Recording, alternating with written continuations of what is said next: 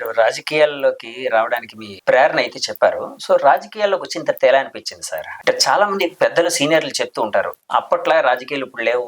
Corrupt అయిపోయి ఇట్లాగని. జనంలో కూడా ఒక రకమైన అపోహ అనేది వచ్చేసింది. రాజకీయాలంటే ఒక మనీ మేకింగ్ కోసం వచ్చే కూడా పవర్ ద్వారా మనీ సంపాదించుకోవడం అనేది రాజకీయ నాయకులు చేసే పని అన్నట్టు ఒక అపోహ అయితే ఉంది. సో, ఇలాంటి సమయంలో మీరు రాజకీయాల్లోకి వచ్చారు కదా! మీకు ఎట్లాంటి అనుభవాలు ఎదురయ్యాయి? ఏమనిపిస్తూ ఉంటుంది? మీరు అన్నది రాజకీయాల్లోకి వస్తుంది డబ్బులు సంపాదించుకోవడానికి ఒక అపోహగా ఉంది అని చెప్పి అనుకోలేదు. చాలా మంది రాజకీయ నాయకులు అలానే వస్తున్నారు. ఓకే, అలా ఉన్నారు. అది భారతీయ జనతా పార్టీలో లేదు. ఓకే, భారతీయ జనతా పార్టీ ఏ పార్టీలో ఉందంటారు? అన్ని పార్టీల్లో ఉంది. ఓకే, ఒక సిద్ధాంతంగా పార్టీలో ఉండేటట్టయితే మరి పార్టీ ఎందుకు మారుతున్నారు? అధికారంలో ఉండేటటువంటి వ్యవస్థ ఏదైతే ఉంటుందో అధికారంకి ఒక రకంగా చెప్పాలంటే బానిసలు అయిపోతున్నారు. వాళ్ళకి అధికారం అనేదే ముఖ్యం. ఉన్న విషయాలన్నీ కూడా సెకండరీ, నెక్స్ట్ వస్తాయి. ఈవెన్ కుటుంబానికి కూడా దూరంగా వెళ్ళిపోయినటువంటి పరిస్థితి. కుటుంబంలోనే గొడవలు వచ్చేస్తున్నాయి. మీరు చూస్తున్నారు, అన్నదమ్ములే అధికారం కోసం విడిపోతున్నారంటే వాళ్ళు ప్రజలకు ఏం చేస్తారు? అటువంటి పరిస్థితి భారతీయ జనతా పార్టీలో అయితే లేదు. భారతీయ జనతా పార్టీలో, అందుకే నేను ముందే చెప్పాను, భారతీయ జనతా పార్టీలో పదవులు ఉండవు, బాధ్యతలు ఉంటాయి.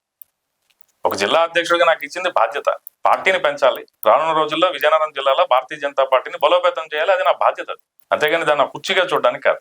సో, విజయనగరం కాషాయీకరణ జరిగే అవకాశం ఉందని భావించవచ్చు అంటారా? ఖచ్చితంగా విజయనగరం జిల్లాలో ఉండేటటువంటి 7 నియోజకవర్గాలు ఏవైతే ఉంటాయో 7 నియోజకవర్గాల్లో కూడా భారతీయ జనతా పార్టీ గెలిచే విధంగానే కృషి చేసి పనిచేస్తాం. ఓకే, యాక్చువల్ గా బీజేపీ పార్టీ అనగానే మతతత్వ పార్టీ అని ఒక నానుడైతే ఉండేదండి. అంటే ప్రజల్లోకి బలంగా చొచ్చుకుపోయింది. అంటే బహుశా మీ వ్యతిరేకులు చేసింది కావచ్చు, లేకపోతే న్యూట్రల్ గా మాట్లాడుతున్నానండి. నేనేమి ఇక్కడ జడ్జిమెంట్లుగా ఏం మాట్లాడట్లేదు. సో, మతతత్వ పార్టీ అనేది మోదీ గారు వచ్చిన తర్వాత నేషన్ ఫస్ట్ అనేది ఒక నినాదంగా మారిందని చెప్పి మీ వాళ్ళు ఎప్పుడు చెప్తూ ఉంటారు, మీ నాయకులందరూ.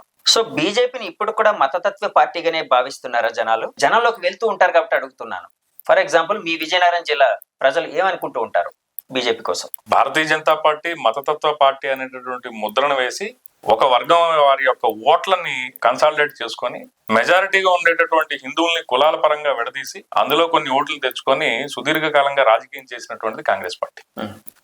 కాంగ్రెస్ పార్టీ రాజకీయ మూలాలు అక్కడే ఉంటాయి. అంతేగాని భారతీయ జనతా పార్టీ సనాతన ధర్మం గురించి మాట్లాడుతుంది. సనాతన ధర్మంలో మనం చూసినట్టయితే ఏకం సత్య విప్రా బహుదా వదంతి అంటాం. అంటే దేవుడు ఒకడే చేరుకునే మార్గాలని. అది అల్లా అవ్వచ్చు, ఏసు అవ్వచ్చు, లేదా అమ్మవారు అవ్వచ్చు, రాముడు అవ్వచ్చు, కృష్ణుడు అవ్వచ్చు. సనాతన ధర్మంలో మనకి ఇక్కడ ఎంతమంది దేవుళ్ళని పూజిస్తారు?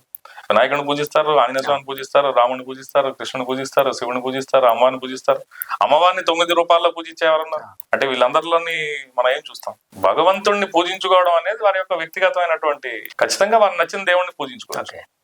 మా దేవుడిని తప్పితే ఉన్న వాళ్ళు బతకడానికి వీల్లేదు అనే దాన్ని మాత్రం భారతీయ జనతా పార్టీ ఖండిస్తాం. ఎందుకంటే భగవంతుడు సృష్టిలో మనుషుల్ని ఇచ్చేశారు. అందుకే మనం సర్వేజన సుఖినో భవంతు అని చెప్పింది భారతదేశంలో. ఇది మన సనాతన ధర్మం. ఇక్కడ సనాతన సాంప్రదాయంలో సర్వేజన సుఖినో భవంతు అన్నారు, కానీ ఒక హిందువు జన సుఖినో భవంతు అని చెప్పి మిగతా వాళ్ళు ఉండకూడదని అనలేదు. అసలు అటువంటి ఆలోచనే ఉండదండి. ఇది రాజకీయ పరంగా భారతీయ జనతా పార్టీ మీద వేసినటువంటి ముద్ర తప్పితే అన్ని మతాలు, అన్ని కులాలు అందరికి భారతీయ జనతా పార్టీ ఒక కుటుంబం యొక్క ఆర్థిక వృద్ధి మీద పనిచేస్తుంది. దేశ ఆర్థిక అభివృద్ధి మీద పనిచేస్తుంది. దేశం ఆర్థికంగా ఉన్నత స్థానాలకు వెళ్ళినట్టయితే ప్రజల యొక్క జీవన విధానాన్ని, జీవన స్థితిగతుల్ని మనం పెంచగలుగుతాం.